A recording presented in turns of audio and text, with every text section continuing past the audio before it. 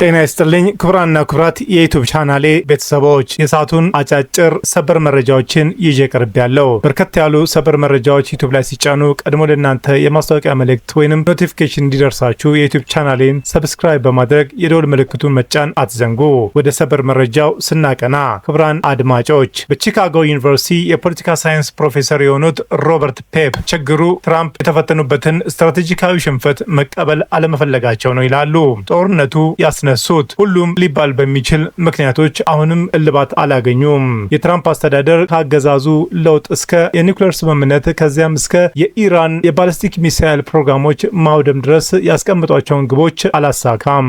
ለምን እንዴት ሳይሳካ ቀረ? የምንከታተለው ይሆናል። የአባታቸው የቀብር ስነ ስርዓት ላይ ለተገኙ ሰዎች ምስጋናን ያቀረቡት ሙጃታባ ኸሜኒ ንጹህ ደምን ለመበቀል ቃል እንገባለን ብለዋል። ወንጀለኛና የተዋረዱ ገዳዮች በከፈቷቸው ሁለት ጦርነቶች ለተገደሉ ሰማዕታት የበቀል እርምጃ ይኖራል ሲሉም አክለዋል። ኢራን ጥቃቱ የተፈጸመው ከቁጥጥር ውጪ በሆነ ውስጣዊ ኃይሎች መሆኑን አስታውቃለች። ባለፉት ቀናት የተኩስ ልውውጥ ቢያደርጉም ሁለቱም ወገኖች ንግግራቸውን ለመቀጠል መስማማታቸውን ትራምፕ ተናግረዋል። እንዴት ሊቀጥሉ ይችላሉ? ሁሉንም ከኢትዮ ፍቅሩ ዜና ወደሚደርሳቸው ዝርዝር መረጃ አለፍኩ። አብረን እንቆይ።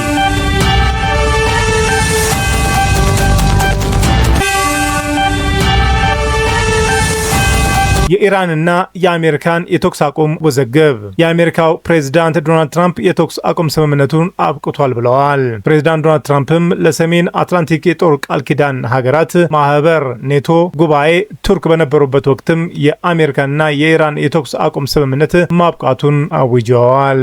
ይህ ከ3 ሳምንት በፊት ከፍተውት የነበረውን የድርድር በር የሚዘጋ ይመስላል። የአሜሪካው ፕሬዝዳንት በአንካራ በተካሄደው የኔቶ ጉባኤ ላይ የተኩስ አቁሙ አብቅቷል ብዬ አስባለሁ። ከዚህ በኋላ ከነሱ ጋር መስማማት አልፈልግም፣ አጭበርባሪዎች ናቸው ብለዋል። ምንም እንኳን ሁለቱ ወገኖች ሙሉ በሙሉ የተኩስ አቁምም ባያቆሙም ሰኔ ወር አጋማሽ ላይ የመግባቢያ ስምምነቱን ከተፈራረሙ በኋላ ባልታየ መልኩ ጥቃቶችን ጠንከር ብለው ተጀምረዋል። ዋሽንግተንና ቴህራን ወደ ለየለት ግጭት እያመሩ ይመስላሉ። ሁለቱም እጅ መስጠት አልፈለጉም። ይህም አብዛኞቹ እነዚህን ጉዳዮች ለቀጣይ ድርድሮች እንዲተው አድርገዋል። ግጭቱ የኢራን ተጽዕኖ ከመመለሱ በተጨማሪ እስላማዊ ሪፐብሊኳን በቀጠናዋ ዋነኛ ተዋናይ እንድትሆንም አስችሏታል። ከዚህ በተጨማሪ ሀገራቱ ባሏት የሆርሙዝ ወሽመጥን የመቆጣጠርና መርከቦችን ኢላማ የማድረግ አቅም በዓለም ኢኮኖሚ ውስጥ ምን ያህል ሀያል እንደሆነችም በግልጽ አሳይታለች። በዚህ ጦርነት ምክንያት ኢራን የበለጠ ጠንካራ ለመሆን የቻለች ሲሆን በቀጠናዋ ያለውን የኃይል ሚዛንም ቀይራለች ይላሉ ፔፕ። የ86 ዓመቱ ጠቅላይ መሪዋ ቢገደሉም የ56 ዓመቱ ልጃቸው ሙጃታባ ኸሜኒ ስልጣኑን ተረክበዋል። አዲሱ የኢራን አስተዳደር የአሜሪካን ጦር ሰፈሮችንና የባህረ ሰላጤ ጎረቤት ሀገራት ላይ ጥቃት ለመክፈት ጦርነትም ሰላምም የሌለበትን ሁኔታ ወደ ጎን ብለዋል። ከቴህራን ድሮኖችና ባሊስቲክ ሚሳይሎች ጥቃቶች በኋላ በባህረ ሰላጤው ያሉ የነዳጅ ላኪ ሀገራቱም በአሜሪካን እንጠበቃለን የሚለው በራስ መተማመናቸው ስለቀነሰ ሳውዲ አረቢያ የእርቅ ጉባኤ እያዘጋጀች እንደሆነ ተነግሯል። ሆኖም ይህ መተራመስ እስካሁን በድርድሩ ላይ አልተገለጸም። 14 ነጥቦችን የያዘው የመግባቢያ ስምምነቱ የሆርሙዝ ወሽመጥን እንዲከፈት የሚያደርግና በዓለም የኤነርጂ ጉባኤ ላይ ያለውን ጫና የሚያቀል ነበር። ከዚህም በተጨማሪ ከባድ የሆኑትን የኢራን የኒውክሌር ፕሮግራሞችንና በቀጠናዋ የምትደግፋቸውን ቡድኖች በተመለከተ ለድርድር በር የሚከፍት ነው። ሆኖም የኒውክሌር ጥያቄዎችን ከመፍታት ይልቅ የመግባቢያ ስምምነቱን ትርጓሜ የፉክክር ማጠንጠኛ ሆኗል። ቴህራንም ሆነች ዋሽንግተን ከጦርነቱ በኋላ ያሉ ትዕዛዞችን ላለመቀበል አልሸነፍ ባይ ሆነዋል። ይህ እልህ መጋባት በሶስት ውስን ቦታዎች መረዳት ይቻላል። በሆርሙዝ ወሽመጥ፣ በሊባኖስና በኢራን ጦርነት እንዲታቆም የቀረበውን የመልሶ ግንባታ የገንዘብ እቅድ። ዋሽንግተንና ቴህራን ሽንፈታቸውን መቀበል ስላልፈለጉ ወደ ሙሉ ጦርነት የሚገቡ ይመስላሉ። የሆርሙዝ ወሽመጥ ለዚህ ግልጽ ምሳሌ ይሆናል። ትራምፕ ኢራን የሆርሙዝ ወሽመጥን መቆጣጠሯን አይቀበሉትም የሚሉት ፔፕ የመግባቢያ ስምምነቱን ከተፈራረሙ በኋላ የአሜሪካው ባለስልጣናት የተለያዩ የስምምነቱን ስምምነቱን ነጥቦችን ማዳከም ጀመሩ ብለዋል። አሜሪካ ከኦማን ጋር በመስራት ከቴህራን ትብብር እምብዛም የማይጠይቅ አማራጭ መተላለፊያ መስመር ትፈልጋለች። ኢራን ግን ወሽመጡ በእርሷ ቁጥጥር ስር እንደሆነ አቋሟን ገልጻለች። በጀርመን ዓለም አቀፍ ግንኙነትና የደህንነት ጉዳዮች ተቋም ተጋባዥ መምህር የሆኑት ሐሚድ ራዚ አዚዝ እንዳሉት በቴህራን አመለካከት በ60 ቀናት ውስጥ የመተላለፊያ ክፍያ ለማስከፈል ያላት ፍላጎት ውስን ነበር።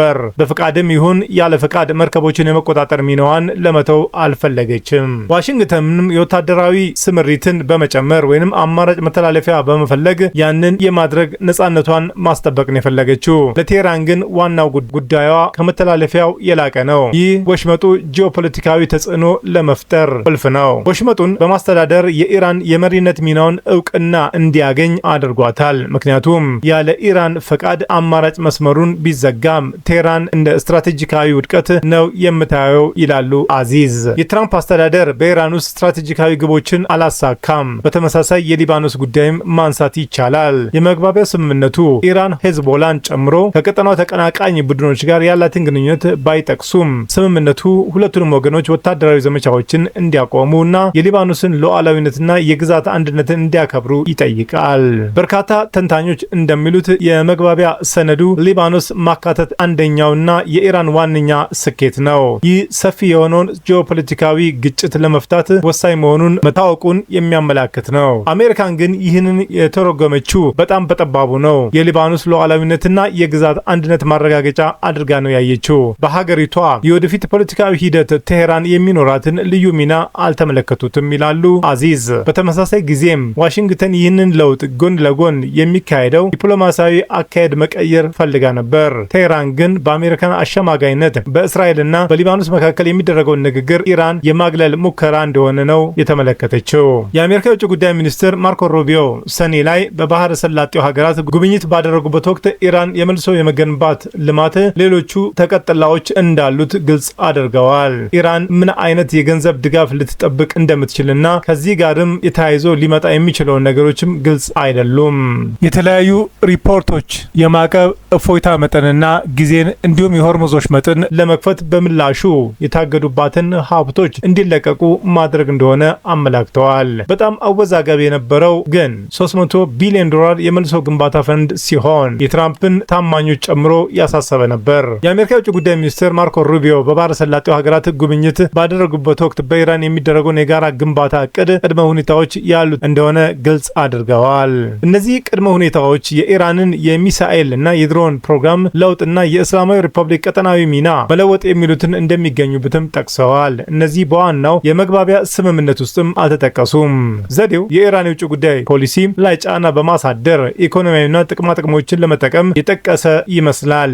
ድርድሩን እንደ ድል የቆጠረችው ኢራንም እያደጉ የመጡትን ስምምነቶች እንደማትቀበል ገልጻለች። የኢራን ምክትል የውጭ ጉዳይ ሚኒስትር ካዚም ጋሪባድ አዲሱን የትራምፕን ማስፈራሪያ የጥንካሬ ምልክት ሳይሆን ኢራንን ማንበርከክ ያልቻሉበት ጠንካራ ኃይል ማዕቀቦች የዓመታት ማስፈራሪያዎች የገነባቸው ፖሊሲ ውድቀት ነው ብለዋል። ሆኖም ሁለቱም ወገኖች የራሳቸውን እየተከላከሉ እንደሆነ ያምናሉ።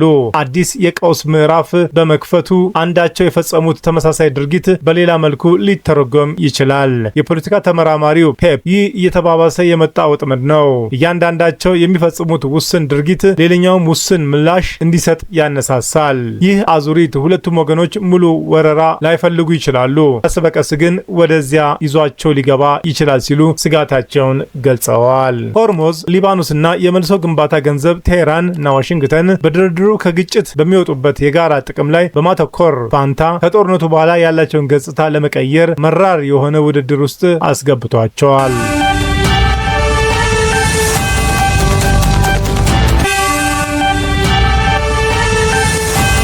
ጠቅላይ መሪው ሙጃታብ ኸሜኒ የበቀል እርምጃ። የኢራን ጠቅላይ መሪ ሙጃታብ ኸሜኒ በጽሑፍ ባስተላለፉት መልእክት አባታቸው ላይ በተፈጸመው ግድያ የበቀል እርምጃ መውሰድ እንዳለበትም አሳሰቡ።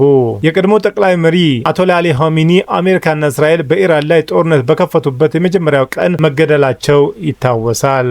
አዲሱ ጠቅላይ መሪ ይህ በቀል የሀገራችን ፍላጎት ነው፣ እንደምንፈጽመውም ጥርጥር የለውም ብለዋል። የአባታቸው የአያቶላህ አሊ ኸሜኒ ግድያ ተከትሎ አዲሱ ጠቅላይ መሪ ኃላፊነት ኃላፊነቱን ተረክበዋል። እስካሁን ድረስ በይፋ ያልታዩ ሲሆን በቪዲዮና በድምጽ መልእክት አላስተላለፉም። የአባታቸው የቀብር ስነ ስርዓት ላይም ያልተገኙት ሙጃታ ሆሚኒ መልእክት የሚያደርሱት በጽሁፍ ብቻ ነው።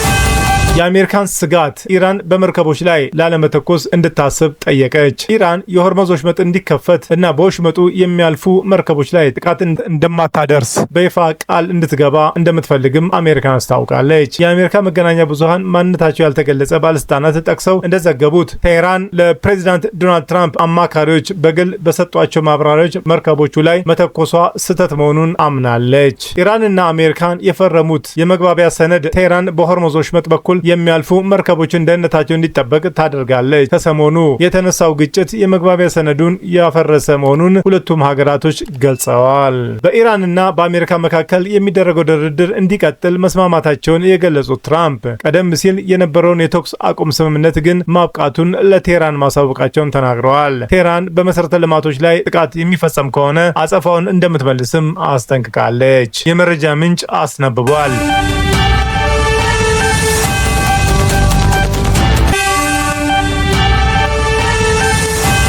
ቻናሌን ስትከታተሉ ስለቆያችሁ ታላቅ አክብሮት አለን። ውድ የቻናሌ ተከታታይ ቤተሰቦች በመላው ዓለምና በአገር ቤት ላላችሁ ሁሉ በየዕለቱ ስኬት እንዲገጥማችሁ እንመኛለን። ዜናዎቻችን ሰምታችሁ ላይክ፣ ሰብስክራይብ እና ሼር ማድረጉ እንዳይዘነጋ፣ እንዲሁም ድጋፋችሁ አይለየን። በሌላ መረጃ ተመልሰን እስክንገናኝ በያለንበት ቦታ ሰላምና ጤና ይብዛልን።